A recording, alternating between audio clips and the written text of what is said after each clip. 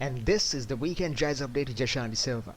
On this week's show, it's about the jazz band The Weather Report, their biography and best albums. Weather Report emerged on the scene in 1970, founded by keyboard innovator Joe Zawinul and saxophone master Wayne Shorter. From the very start, they pushed jazz beyond its boundaries, blending funk, rock, and world music rhythms into a groundbreaking fusion. Early members helped shape the sound, but it was later lineups that redefined the electric bass and brought their live shows to legendary status. Albums like Heavy Weather, Mysterious Traveler, and Black Market showcased a fearless approach to composition, mixing lush synthesizers, complex grooves, and Latin percussion. Their music wasn't just heard, it was felt, full of energy, improvisation, and sonic exploration that kept audiences on the edge of their seats. Whether you are just discovering them for the first time or revisiting classics, Weather Report remains a pillar of jazz fusion, inspiring generations of musicians worldwide. And there was some insight into the biography of the Weather Report, more details coming up. Also coming up, some trending festival and album news. Stay tuned to the Weekend Jazz Update with Jashanti Silva to find out more. And this is the Weekend Jazz Update with Jashanti Silva. On this week's show, it's about the jazz band Weather Report and their best hits. During this hour, we're going to be talking about their biography.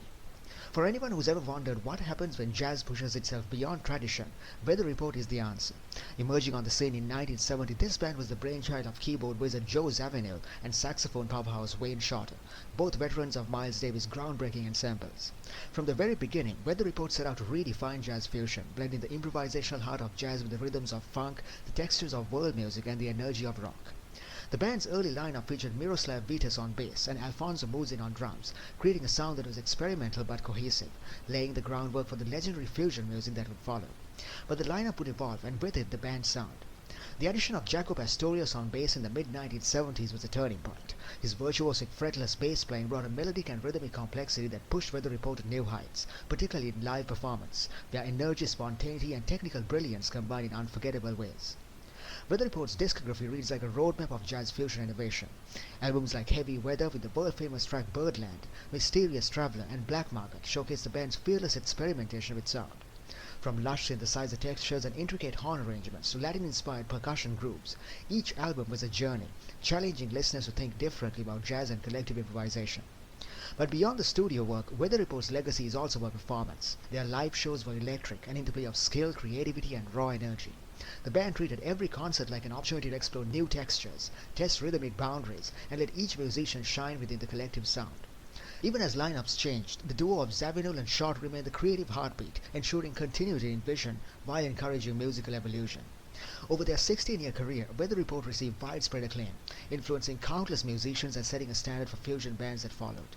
They won a Grammy Award and became synonymous with innovative jazz music that embraced global influences. Their approach, prioritizing ensemble interplay over individual showmanship, set them apart from many contemporaries and continues to inspire modern jazz and fusion artists.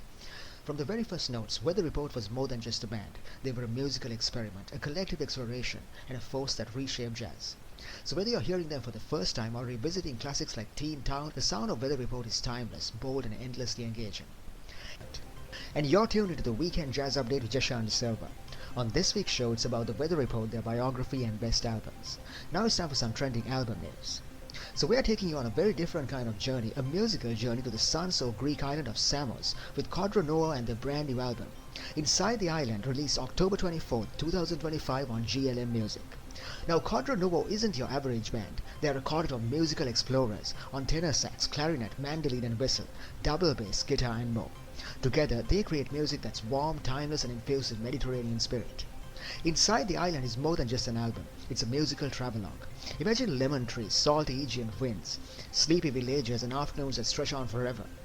The opening track is a tribute to family and friendship, inspired by a traditional dance rhythm. And across the album, you'll hear tango, Brazilian flair, even oriental grooves, all blending seamlessly into a sound that feels intimate, elemental and expansive. Sleepy Ships takes you to the alpine foothills for a whimsical, nature-connected moment. Quadro Novo has even included little aphorisms in the album booklet, reflecting on courage, companionship, and the hidden beauty of nearly deserted villages.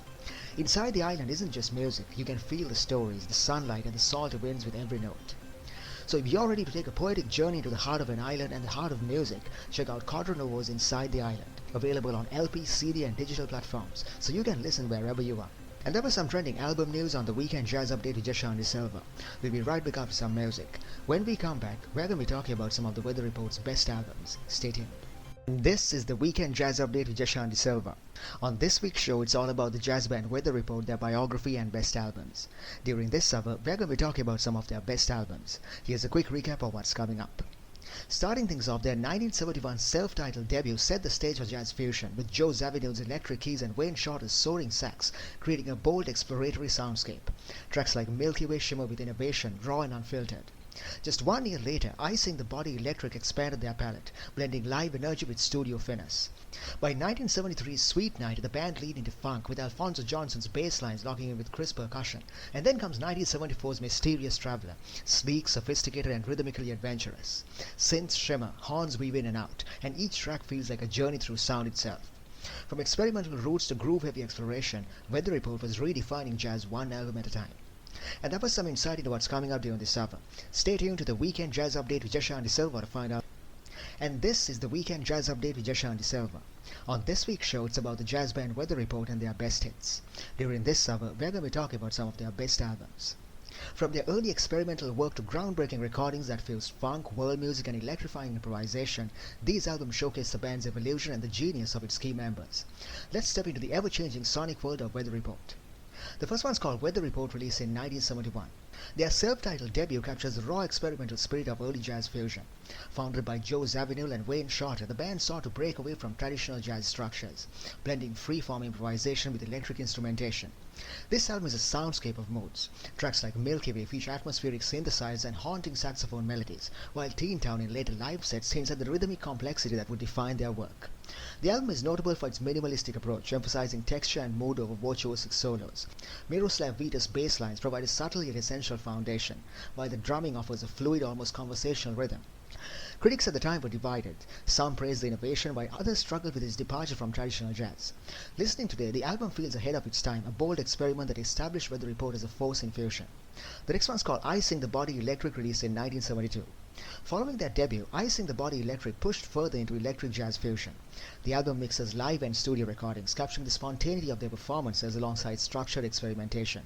Zawinul's keyboards shine with layered synthesizer textures, while Shorter's saxophone navigates complex harmonies.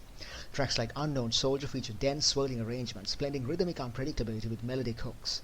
The album also integrates R&B influences, reflecting the band's willingness to absorb diverse musical languages. Miroslav Vitouš's bass remains melodic but grounded, and percussion experiments create unusual textures, everything from subtle bells to free-form drumming. Upon release, the album was polarizing, but it demonstrated Weather Report's commitment to innovation. It's a transitional work that bridges avant-garde jazz and accessible fusion. Sweet Night was released in 1973. It also marks the band's first dive into funkier, groove-oriented fusion, moving away from purely abstract soundscapes. Tracks like Boogie Woogie Waltz feature infectious rhythms and tight syncopated bass lines, hinting at the future inclusion of Jaco Pastorius' revolutionary bass style. Zawinul's keyboards are punchier, layering electric piano with early synthesizer sounds, while Shorter balances lyrical saxophone lines with exploratory improvisations. The band's compositions are tighter, showing the band's growing interest in structured grooves without sacrificing creativity. Critically, Sweet Night was well received for its energetic approach, with particular praise for its successful integration of funk elements into a jazz context.